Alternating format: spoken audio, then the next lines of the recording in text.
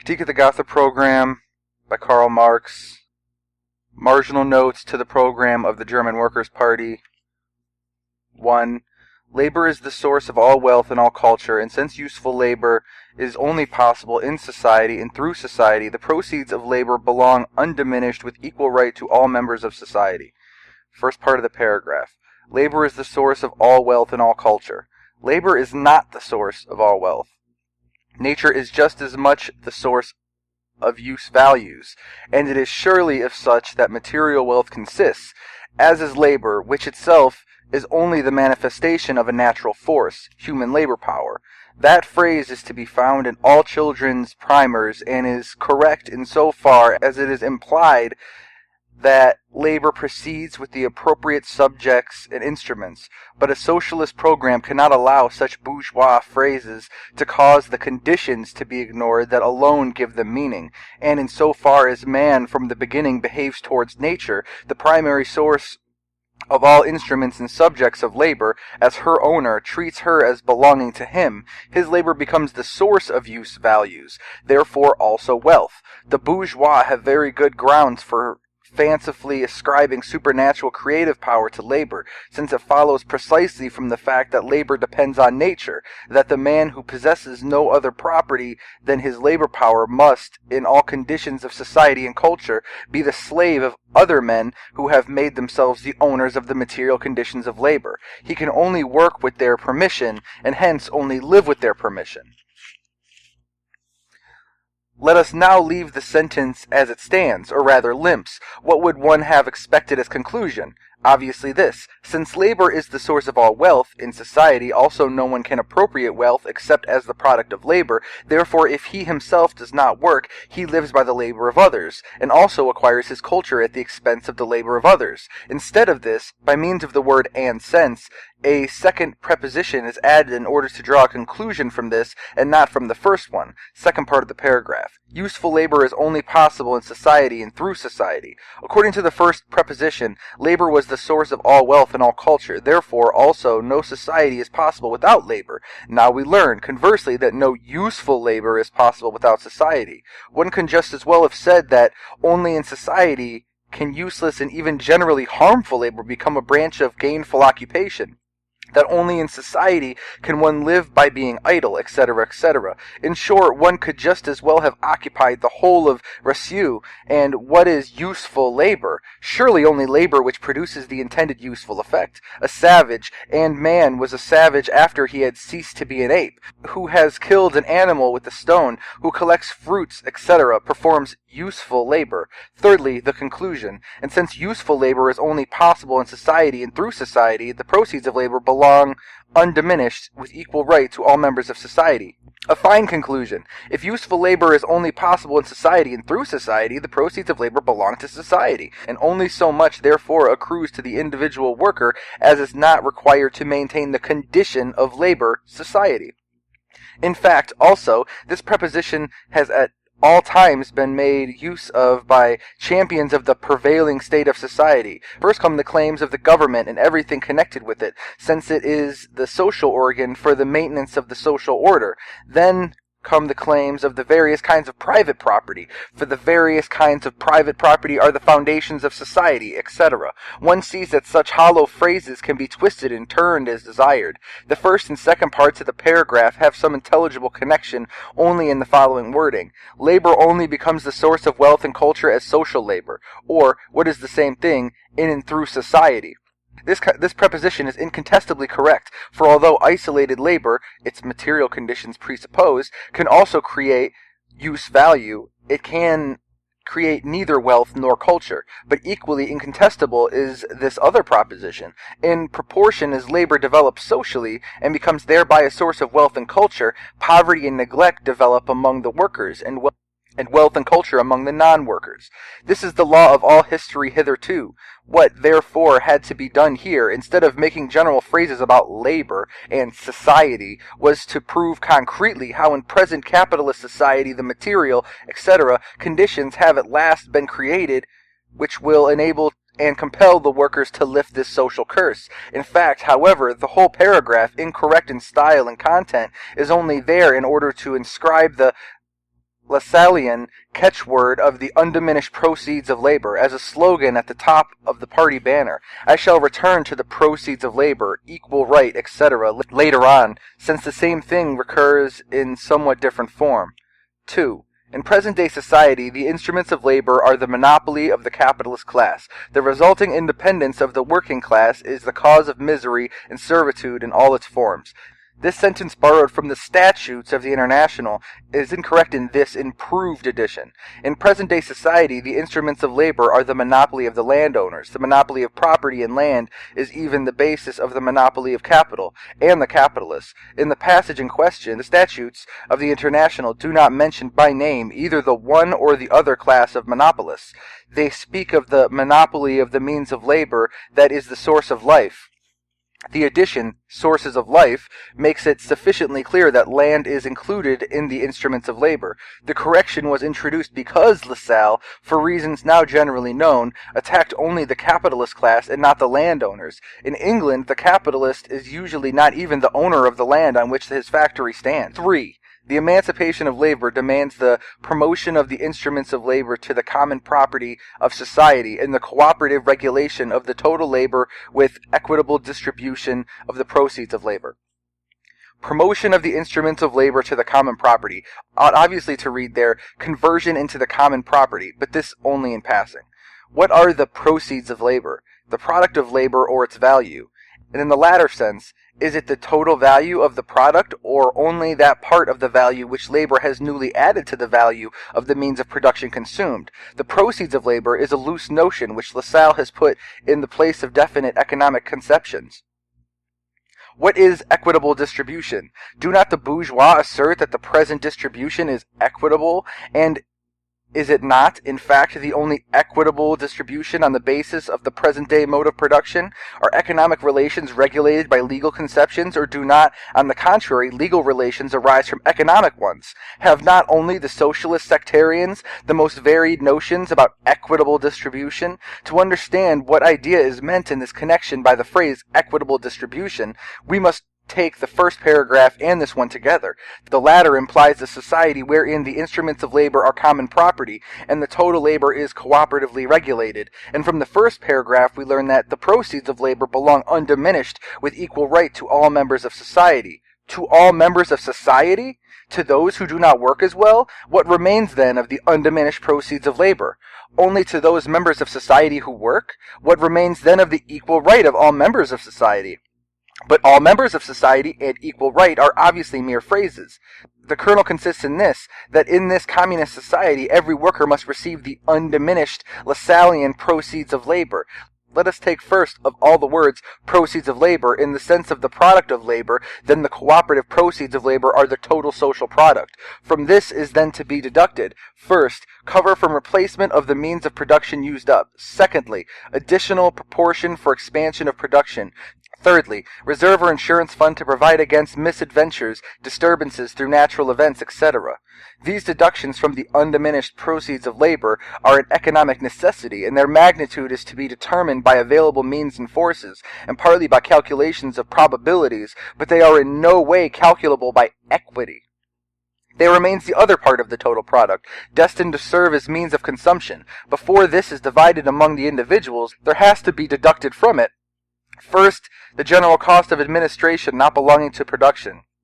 This part, from the outset, be very considerably restricted in comparison with present-day society, and it diminishes in proportion as the new society develops. Secondly, that which is destined for the communal satisfaction of needs such as schools, health services, etc. From the outset, this part is considerably increased in comparison with present-day society, and it increases in proportion as the new society develops. Thirdly, funds for those unable to work, etc. In short, what is included under so-called official poor relief today. Only now do we come to the distribution, which the program under Lassallean influence alone has in view in its narrow fashion. Namely, that part of the means of consumption which is divided among the individual producers of the cooperative society. The undiminished proceeds of labor having already quietly become converted into the diminished proceeds, although what the producer is deprived of in his capacity as a private individual benefits him directly or indirectly in his capacity as a member of society. Just as the phrase undiminished proceeds of labor has disappeared, so now does the phrase proceeds of labor disappear altogether. Within the cooperative society based on common ownership of the means of production, the producers do not exchange their products. Just as little does the labor employ on the products appear here as the value of these products, as a material quality possessed by them, since now, in contrast to capitalist society, individual labor no longer exists in an indirect fashion, but directly as a component part of the total labor. The phrase proceeds of labor, objectionable even today on account of its ambiguity, thus loses all meaning. What we have to deal with here is a communist society, not as it has developed on its own foundations, but, on the contrary, as it emerges from capitalist society, which is thus in every respect economically, morally, and intellectually still stamped with the birthmarks of the old society from whose womb it emerges.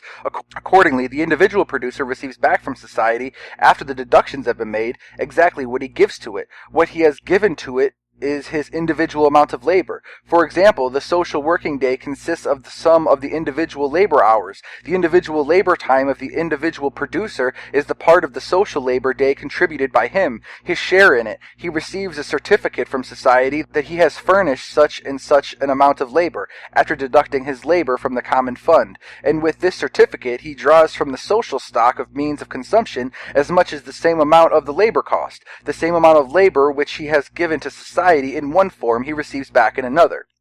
Here, obviously, the same principle prevails at that which regulates the exchange of commodities, as far as this is exchange of equal value. Content and form are changed, because under the altered circumstances no one can give anything except his labor, and because on the other hand nothing can pass into the ownership of individuals except individual means of consumption. But as far as the distribution of the latter among the individual producers is concerned, the same principle prevails as in the exchange of commodity equivalents. So much labor in one form is exchangeable for an equal amount of labor in another form. Hence, equal right here is still in principle bourgeois right, although principle and practice are no longer in conflict, while the exchange of equivalents in commodity exchange only exists on the average and not in the individual case. In spite of this advance, the equal right is still stigmatized by a bourgeois limitation. The right of the producer is proportional to the labor they supply. The equality consists in the fact that measurement is made with an equal standard, labor.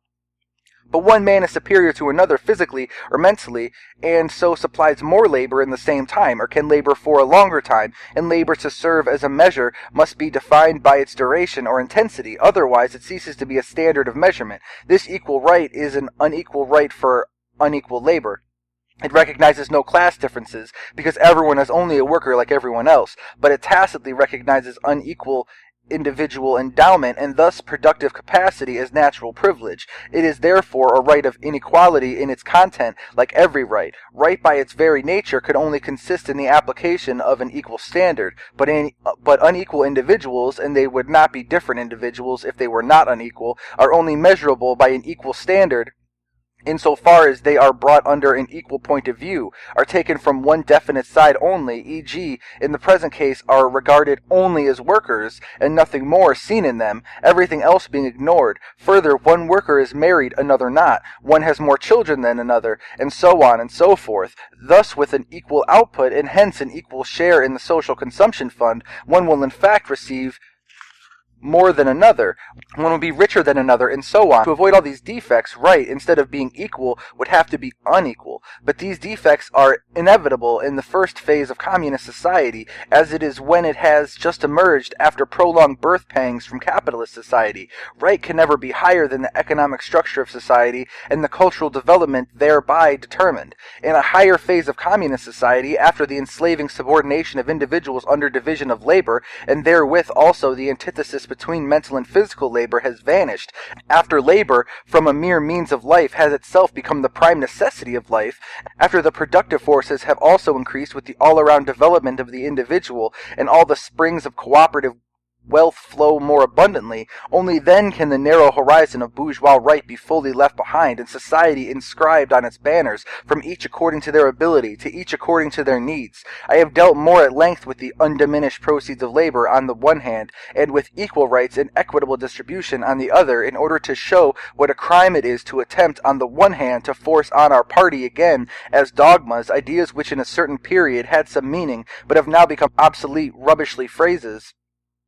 while on the other perverting the realistic outlook which has cost so much effort to instill into the party, but which has now taken root in it by means of ideological nonsense about right and other trash common among the Democrats and French socialists. Quite apart from the analysis so far given, it was in general incorrect to make a fuss about so-called distribution, and put the principal stress on it. The distribution of the means of consumption at any time is only a consequence of the distribution of the conditions of production themselves. The latter distribution, however, is a feature of the mode of production itself. The capitalist mode of production, for example, rests on the fact that the material conditions of production are in the hands of non-workers in the form of property and capital and land, while the masses are only owners of the personal conditions of production vis-a-vis labor power. Once the elements of production are so distributed, then the present-day distribution of the means of consumption results automatically. If the material conditions of production are the cooperative property of the workers themselves, then this likewise results in a different distribution of the means of consumption from the present one. Vulgar socialism, and from it in turn a section of democracy, has taken over from the bourgeois economists the consideration and treatment of distribution as independent of the mode of production, and hence the presentation of socialism as turning principally on distribution. After the real position has long been made clear, why go back again? 4. The emancipation of labor must be the work of the working class, in contrast to which all other classes are only one reactionary mass. The first strophe is taken from the introductory words of the Statute of the International, but improved. There it is said, the emancipation of the working class must be the act of the workers themselves. Here, on the contrary, the working class has to emancipate what? Labor?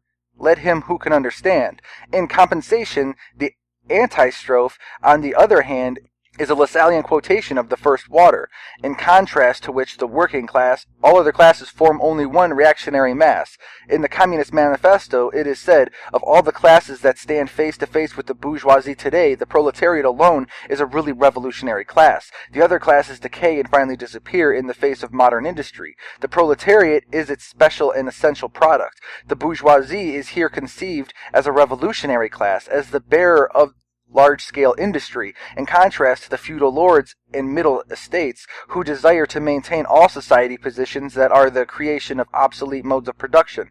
Thus they do not form together with the bourgeoisie only one reactionary mass. On the other hand, the proletariat is revolutionary in contrast to the bourgeoisie, because having itself grown up on the basis of large-scale industry, it strives to strip off from production the capitalist character that the bourgeoisie seeks to perpetuate. But the manifesto adds that the middle class, if by chance they are revolutionary, they are so only in view of their impending transfer into the proletarian. From this point of view, therefore, it is again nonsense to say that they, together with the bourgeoisie, and with the feudal lords into the bargain, form only one reactionary mass, in relation to the working class. Did we proclaim to the artisans, small industrialists, etc., and peasants during the last elections, in contrast to us, you, with the bourgeois and feudal lords, form only one reactionary mass? Lassalle knew the Communist Manifesto by heart, as his faithful followers knew the Gospels written by him. If, therefore, he has falsified it so greatly, this has occurred only to put a good color on his alliance with absolutist and feudal opponents against the bourgeoisie. In the above paragraph, moreover, his oracular saying is dragging in by force without any connection with the botched quotation from the Statute of the International. Thus, it is here simply an impertinence, and indeed not at all displeasing to Herr Bismarck, one of those cheap pieces of insolence in which the Murat of Berlin deals. 5. The working class strives for its emancipation first of all within the framework of the present-day national state, conscious that the necessary results of its effort, which are common to the workers of all civilized countries, will be the international brotherhood of peoples. Lassalle, in opposition to the Communist Manifesto and to all earlier socialism, conceived the workers' movement from the narrowest national standpoint. He is being followed in this, and that after the work of the International. It is altogether self-evident that to be able to fight at all, the working class must organize itself at home as a class, and that its own country is the immediate arena of its struggle. So far, its class struggle is national, not in content, but, as the Communist Manifesto says, in form. But the framework of the present-day national state, e.g. the German Empire, is itself, in its turn, economically within the framework of the world market, politically within the framework of the system of states. Every businessman knows that the German trade is at the same time foreign trade, and the greatness of Herr Bismarck consists, to be sure, precisely in a kind of international policy. And to what does the German Workers' Party reduce its internationalism? To the consciousness that the result of its efforts will be the International Brotherhood of Peoples, a phrase borrowed from the Bourgeois League of Peace and Freedom, which is intended to pass as equivalent to the International Brotherhood of the working classes in the joint struggle against the ruling classes and their government. Not a word, therefore, about the international functions of the German working class, and it is in this way it is to challenge its own bourgeoisie, which is already linked up in brotherhood against it within the bourgeois of all other countries, an Herr Bismarck international policy of conspiracy. In fact, the international consciousness expressed in the program stands even infinitely below that of the Free Trade Party. The latter also asserts that the result of its efforts will be the International Brotherhood of Peoples, but it also does something to make trade international and by no means contents itself with the consciousness that all peoples are carrying on trade at home. The international activity of the working classes does not in any way depend on the existence of the International Workmen's Association. This was only the first attempt to create a central organ for that activity, an attempt which was of lasting success on account of the impulse which it gave, but which was no longer realizable in its first historical form after the fall of the Paris Commune. Bismarck's Nordici was absolutely correct when it announced for the satisfaction of its master that the German Workers' Party had repudiated internationalism in its new program. Critique of the Gotha Program, Part 2. Starting from these basic principles, the German Workers' Party strives by all legal means for the free state and socialist society, the abolition of the wage system together with the iron law of wages, and exploitation in every form, the removal of all social and political inequality. I shall return to the free state later. Thus, in future, the German Workers' Party has got to believe in Lassalle's iron law of wages. That this shall not be lost, the nonsense is perpetrated of speaking of the abolition of the wage system. It should read system of wage labor, together with the iron law of wages. If I abolish wage labor, then naturally I abolish its laws also, whether they are of iron or sponge. But Lassalle's attack on wage labor turns almost solely on this so-called law. In order, therefore, to prove that Lassalle's sect has conquered the wage system must be abolished together with the iron law of wages, and not without it. It is well known that nothing of the iron law of wages belongs to Lassalle except the word iron, borrowed from Goethe's great eternal iron law. The word iron is a label by which the true believers recognize one another, but if I take the law with Lassalle's stamp on it, and consequently in his sense, then I must also take it with his basis for it. And what is that? As Lange already showed shortly after Lassalle's death, it is the Malthusian theory of population, preached by Lange himself. But if this theory is correct, then again, I cannot abolish the law, even if I abolish wage labor 100 times over, because the law then governs not only the system of wage labor, but every social system, basing themselves directly on this. The economists have proved for 50 years and more that socialism cannot abolish poverty, which has its basis in nature, but can only generalize it, distribute it simultaneously over the whole surface of society. But all this is not the main thing. Quite apart from the false Lassallean formulation of the law, the truly infuriating retrograde step consists in the following. Since Lassalle's death, the scientific understanding has made progress in our party that wages are not what they appear to be, namely the value or price of labor, but only a massed form for the value or price of labor power. Thereby, the whole bourgeois conception of wage hitherto, as well as all the criticism hitherto directed against this conception, was thrown overboard once for all, and it was made clear that the wage worker has permission to work for his own life, i.e. to live, only insofar as he works for a certain time gratis for the capitalist, and hence also for the latter's fellow consumers of surplus value. that the whole capitalist system of production turns on the prolongation of this gratis labor by extending the working day or by developing the productivity, i.e. the greater intensity of labor power, etc. That consequently the system of wage labor is a system of slavery, and indeed a slavery which becomes more severe in proportion as the social productive forces of labor develop, whether the worker receives better or worse payment. And after this understanding has more and more made progress in our party, one returns to Lassalle's dogmas, although one must have known that Lassalle did not know what wages are, but following in the wake of the bourgeois economists, took the appearance for the essence of the matter. It is as if among slaves who have at last got behind the secret of slavery and broken out in rebellion, a slave still in thrall to obsolete notions were to inscribe on the program of the rebellion, slavery must be abolished because the upkeep of slaves in the system of slavery cannot exceed a certain low maximum. Does not the mere fact that the representatives of our party were capable of perpetuating such a monstrous attack on the understanding that has spread among the mass of our party prove by itself with what criminal levity and with what lack of conscience they set to work in drawing up this compromise program? Instead of the indefinite concluding phrase of the paragraph, the removal of all social and political equality, it ought to have been said that with the abolition of class differences, all the social and political inequality arising from them would disappear of itself. The German Workers' Party, in order to pave the way to the solution of the social question, demands the establishment of producers' cooperative societies with state aid under the democratic control of the toiling people. The producers' cooperative societies are to be called into being for industry and agriculture in such dimensions that the socialist organization of the total labor will arise from them.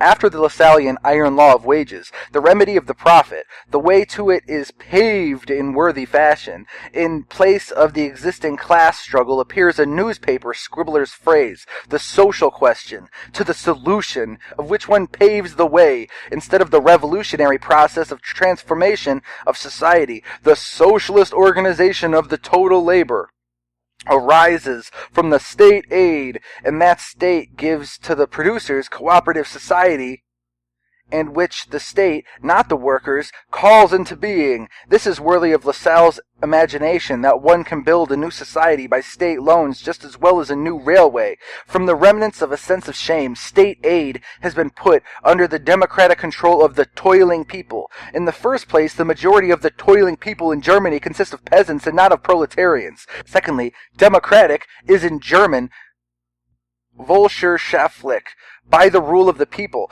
But what does control by the rule of the people of the toiling people mean? And particularly in the case of toiling people which, through these demands that it puts to the state, express its full consciousness that it neither rules nor is right for ruling.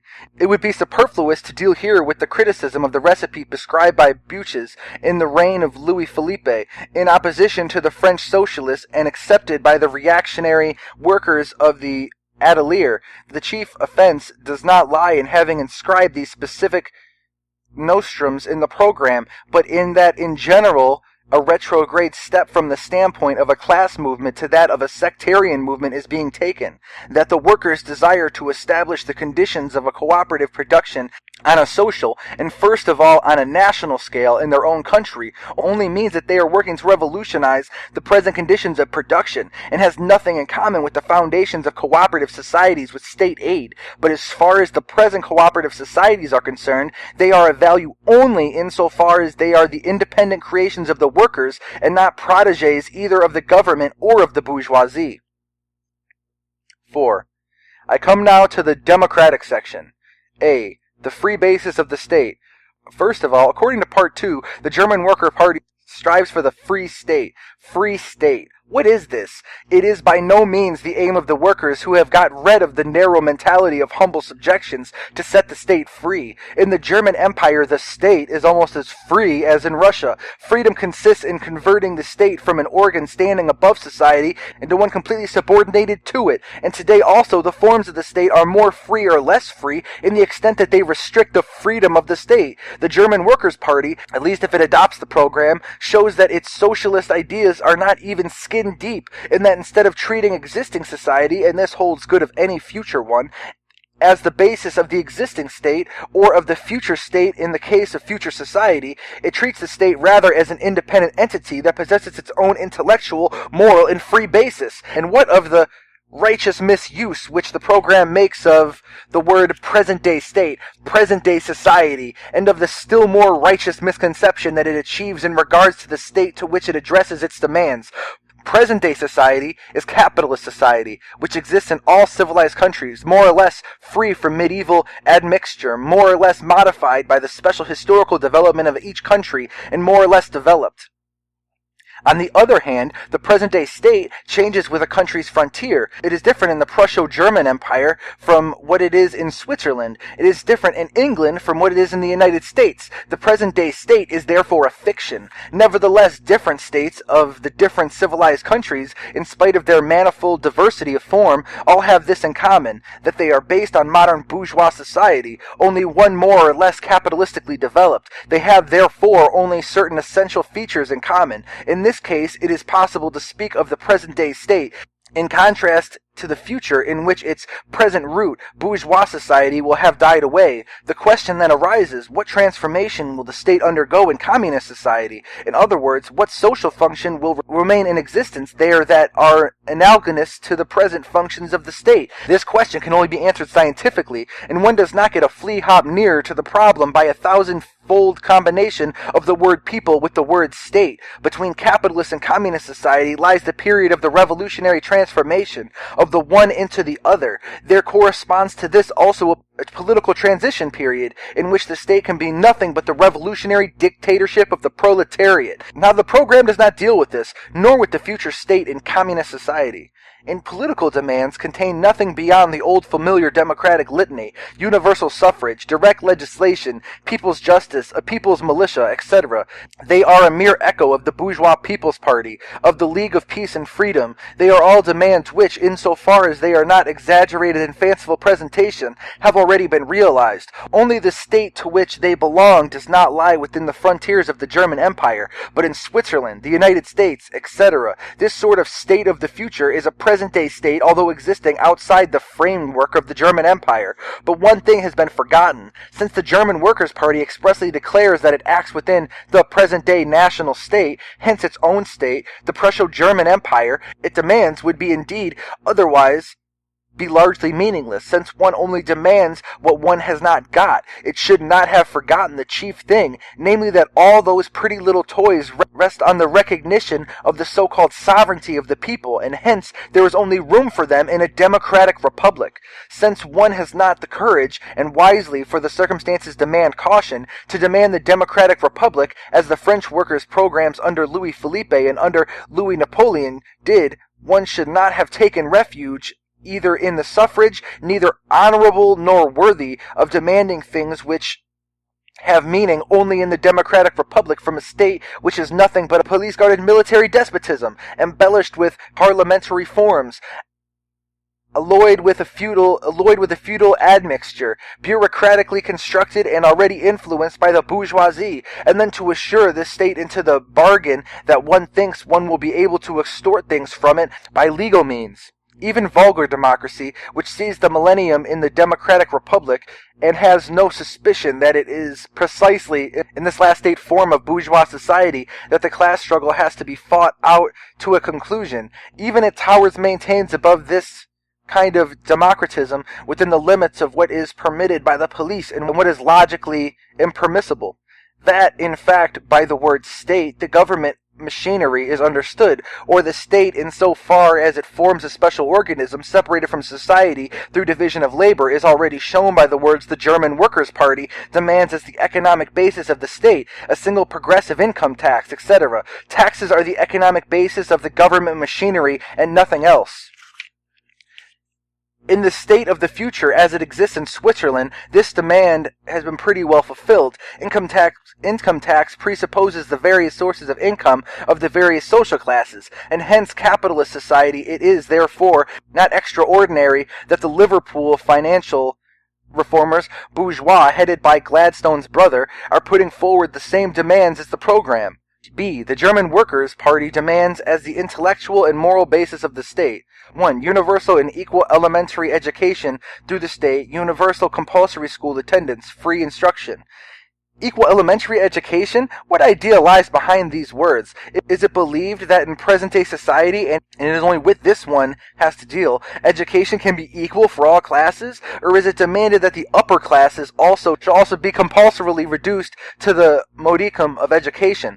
The elementary school, that alone is compatible with the economic conditions not only of the wage workers, but of the peasants as well. Universal compulsory school attendance, free instruction. The former exists even in Germany, the second in Switzerland, and in the United States in the case of elementary schools. If in some states of the latter country the higher educational institutions are also free, that only means in fact defraying the cost of the education of the upper classes from the general tax recipients. Incidentally, the same holds good for free administration of justice, demanded under A. 5. Criminal justice is to be had free everywhere. Civil justice is concerned almost exclusively with conflicts over property, and hence affects almost exclusively the possessing classes. Should they carry on their legislation at the expense of the national treasury? The paragraph on the schools should at least have demanded technical schools, theoretical and practical, in combination with the elementary schools. Elementary education through the state is altogether objectionable. Defining by a general law the financial means of the elementary schools, the qualification of the teachers, the branches of instruction, etc., and, as happens in the United States, supervising the fulfillment of these legal prescriptions by means of state inspectors, is a very different thing from approaching the state as the educator of the people. Government and church should rather be equally excluded from any influence on the school, particularly indeed in the Prusso-German Empire, and one cannot take refuge in the rotten subterfuge that one is speaking of a state of the future. We have seen what that is. The state has need, on the contrary, of a very stern education by the people, but the whole program, for all its democratic clang, is tainted through and through by the servile belief in the state of Lassalle's sect, or, what is no better, by democratic miracle faith, or rather it is a compromise between these two kinds of miracle faith, both equally remote from socialism. Freedom of science, says a paragraph of the Prussian Constitution. Why then here?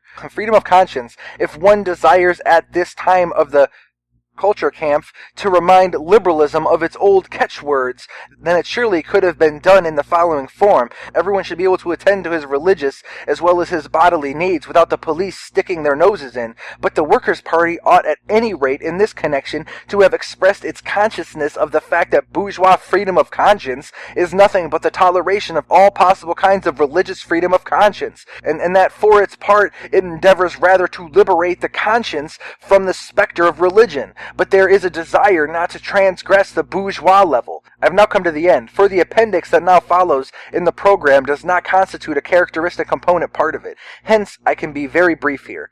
2. Normal working day. In no other country has the Workers' Party restricted itself to such an indefinite demand, but has always fixed the length of the working day that is considered normal under the given circumstances. 3. Restriction of women's labor and prohibition of child labor. The standardization of the working day must already include the restriction of women's labor insofar as it relates to the duration, intervals, etc. of the working day. Otherwise, it could only mean the exclusion of women's labor from branches of industry that are specifically unhealthy for the female body or objectively, morally for the female sex. If that is what was meant, then it ought to have been stated. Prohibition of child labor. Here, it was absolutely essential to state the age limits. A general prohibition of child labor is incompatible with the existence of large-scale industry, and hence an empty, pious aspiration. Its realization, if it were possible, would be reactionary, since with a strict regulation of the working time according to the different age groups and other safety measures for the protection of children, an early combination of productive labor with education is one of the most potent means for the transformation of present-day society. 4. State supervision of factory, workshops, and domestic industry. In regards to the Prusso-German state, it would definitely have been demanded that the inspectors are only to be removable by a court of law, that any worker can denounce them to the courts for neglect of duty, that they must belong to the medical profession. 5. Regulation of prison labor. A petty demand in a general workers' program. In any case, it should have been clearly stated that there is no intention from fear of competition to allow ordinary criminals to be treated like beasts, and especially that there is no desire to deprive them of their sole means of betterment, productive labor. This was surely the least one might have expected from socialists. 6. An effective liability law. It should have been stated what is understood by an effective liability law. Incidentally, in connection with the normal working day, the part of factory legislation that deals with health regulations and safety measures has been overlooked. The liability law only comes into operation when these regulations are infringed. In short, this appendix also is distinguished by slovenly editing. That's it. The end.